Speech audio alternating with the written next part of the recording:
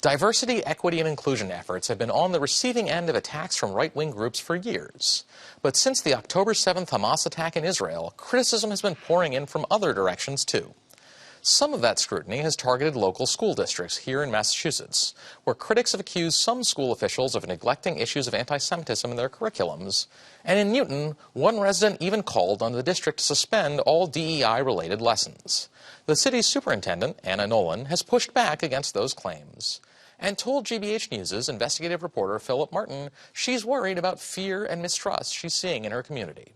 Philip also talked to the heads of the Brookline and Needham school districts, which have faced similar criticisms in recent months. All three superintendents join me now: Newton's Anna Nolin, Brookline's Linus Guillory, and Needham's Daniel Gutekanst.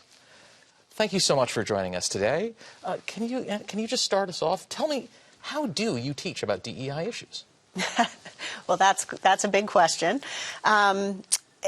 Our job is to provide the expected content and skill coverage for students.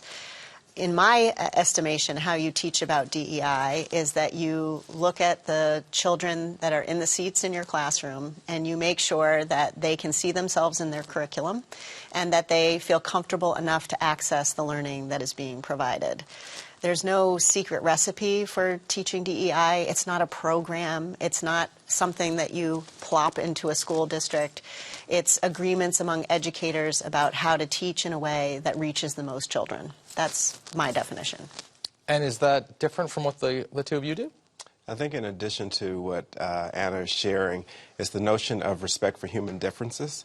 And so how do we as community, as a district, help our students be respectful of one another, their upbringing, as well as have our educators participate in that learning. And so there are a number of professional experiences that our teachers have experienced over the years, and more to come on that in the future as well. But this notion of respect for human differences and understanding where different folks come from.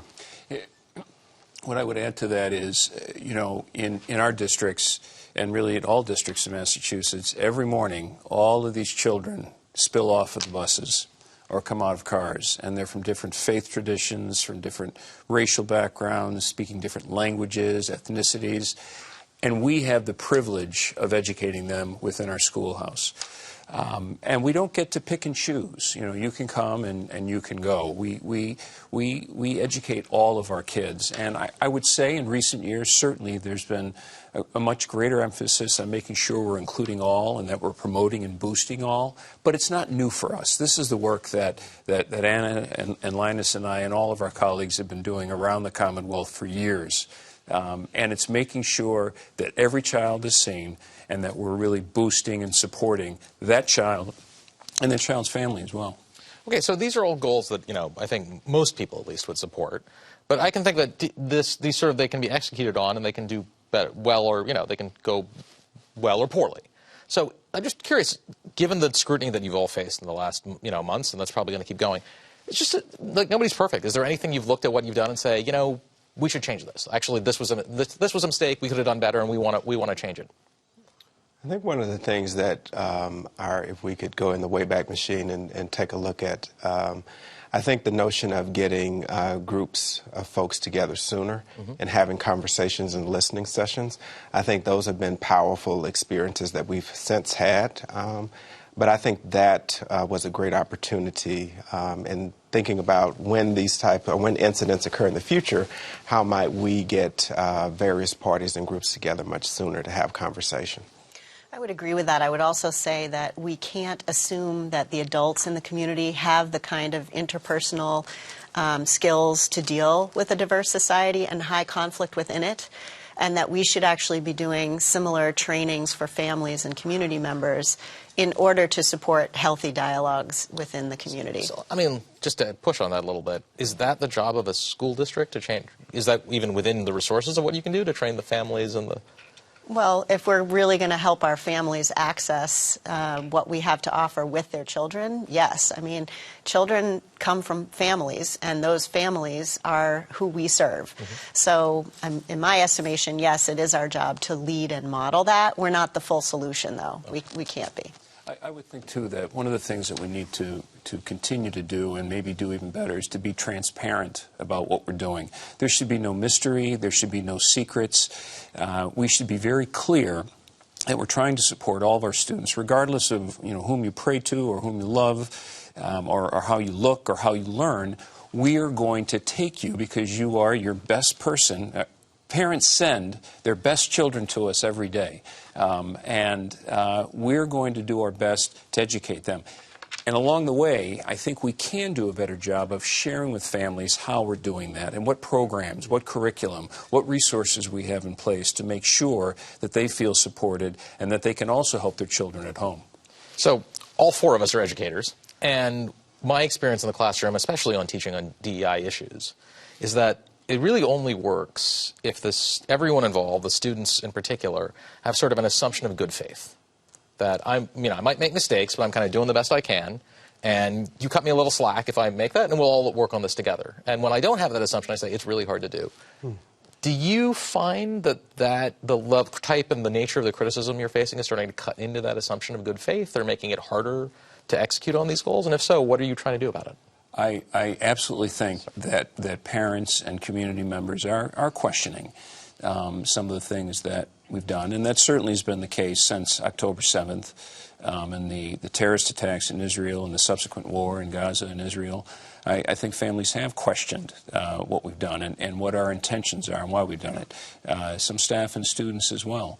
And so I think all we can do is redouble our efforts to be clear, to have conversations with people, to communicate, to listen, and, as necessary, change up something if that makes sense.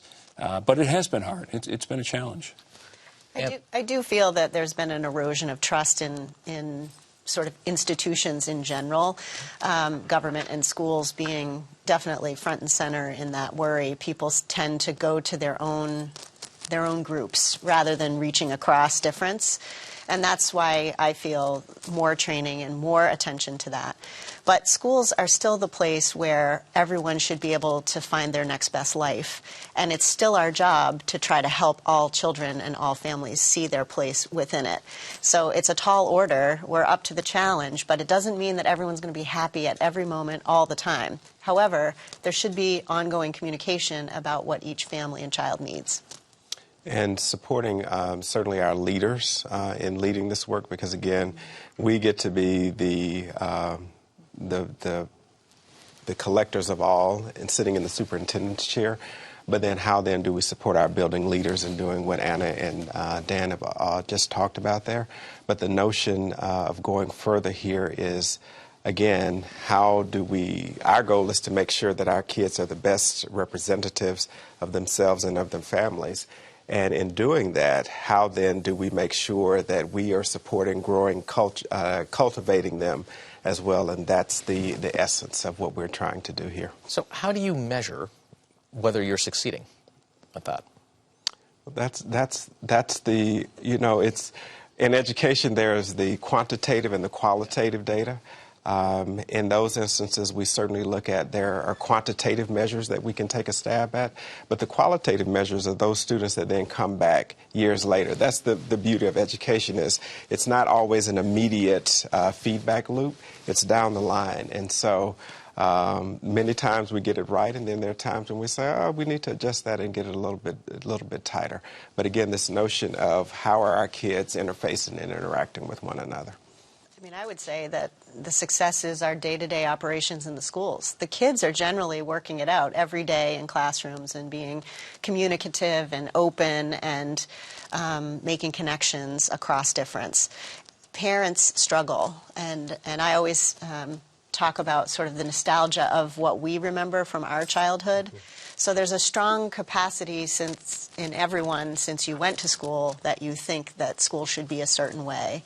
And I often see these moments of conflict for parents where something happening now, which may provide a good experience for their young person, doesn't match up with what they remember it to be like. And there's that process that requires us to explain and support, and for kids to have a voice within that to share their actual experience. Parents are absolutely anxious. I mean, before all of this, parents were anxious and probably will remain so. But if you go into the schoolhouse, as Anna and Linus suggest, you will see kids engaged and connected with one another.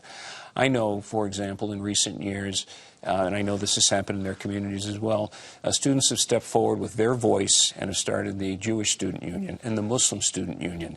And more recently, those groups have been trying to work together to make sure that their voices are heard and that they're sorting out issues and that they're having conversations. So it's not perfect within the schoolhouse, but I think evidence of growth is actually watching student groups and student voice be increased so that they can work together and learn together. That's happening in all of our schools. It's hard for parents who are not there every day and other community members to see that, though. And I think that because our school communities are small enough, we get to see their trajectory over time.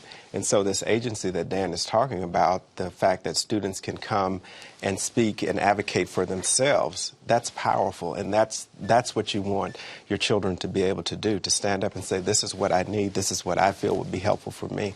And then we as educators be able to support that. So if there's one thing you wanted to say to each other about the advice you'd give to how to get through in this environment, what would it be? You know, I would say to my colleagues, and I think I've said to others, let's be patient. It has been an anxious time for families, for sure, for many families. So we have to be patient. We have to listen deeply to what they're saying. I don't think we should react quickly to everything, nor should we underreact. There has to be a balance there. And pace yourself as well, I think, is generally good advice anyhow, but certainly during this time. Take a deep breath and pace yourself. I just always try to tell colleagues to take a curious and a listening orientation to whatever conflict is before us. To me, that gets questions answered, it opens people up to dialogue, and that's what ultimately changes conversations. Assume good intentions. Right? Assume good intentions and have a listening spirit and be willing to learn. Also, be able to acknowledge, hey, I made an error in this, and I'm willing to learn and grow from that. Because, again, we're all here as learners, and so that aspect of it is critical as well. So this is one conversation among many that I'm sure you're having and that we will be having on these issues because they're not going away. They're only going to get more important. But Anna, Linus, Daniel, thank you so much for joining us today.